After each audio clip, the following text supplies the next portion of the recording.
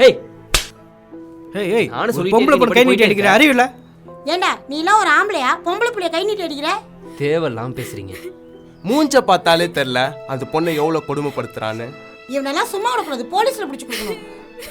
அவ என் ஒய்ஃப், இது எங்க குடும்ப பிரச்சனை. நீங்க தேவையில்லாம தலையிடாதீங்க. நீங்க கிளம்புங்க.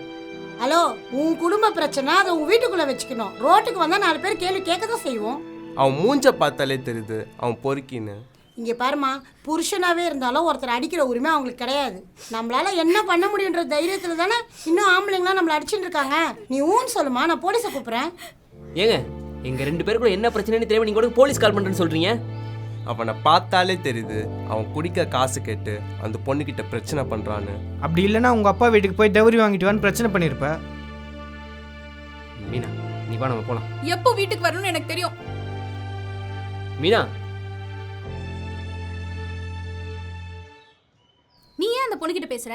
ஏய் ஜஸ்ட் ஃப்ரெண்டுடி. இதை நான் நம்ப சொல்றேன்.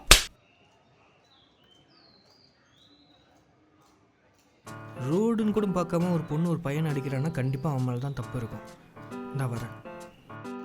ஏமா, இவன் உங்ககிட்ட ஏதாவது பிரச்சனை பண்ணானா சொல்லுமா, பயப்படாத, நான் இருக்கேன். யாரா போலீஸுக்கு கால் பண்ணுங்களேன். ஏண்டா நீ எல்லாம் அக்கா தங்கச்சோட பொறுக்கல, ஒரு பொண்ணு ரோட்ல போனா இப்படிதான் பிரச்சனை பண்ணுவீங்களா? ஒரு நிமிஷம். இவங்க 2 பேர் யாரு, இவங்களுக்குள்ள என்ன பிரச்சனை உங்களுக்குலாம் தெரியுமா?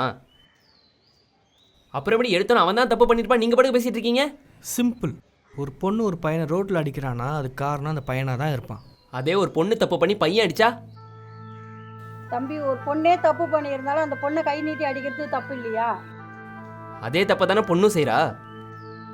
அப்ப என்ன, ஒரு பொண்ணு பையன் அடிக்கிறதும் பையன் பொண்ணு அடிக்கிறதும் ஒண்ணுன்னு சொல்றியா? அப்ப அது இல்லைன்னு சொல்றீங்களா? ஆமா. ஆணும் பெண்ணும் சமம்னு சொல்றீங்களே, அப்ப இதுவும் சமம் தானே? இவன் அடிக்கிற தப்புனா அவ அடிக்கிறது தப்பு தானே?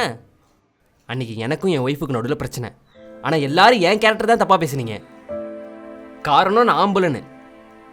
ஆம்பளையா பிறந்தது தப்பாங்க? பிரச்சனைன்னு ஒன்று வந்தா தப்பு யார் மேல இருக்குன்னு கேட்டு பேசுங்க. நீங்களா ஒன்று முடிவு பண்ணி ஆம்பளை தான் தப்பு பண்ணியிருப்பா நீங்க பாட்டு பேசிட்டு இருக்கீங்க. ஏன் அது பொண்ணா இருக்கக்கூடாதா?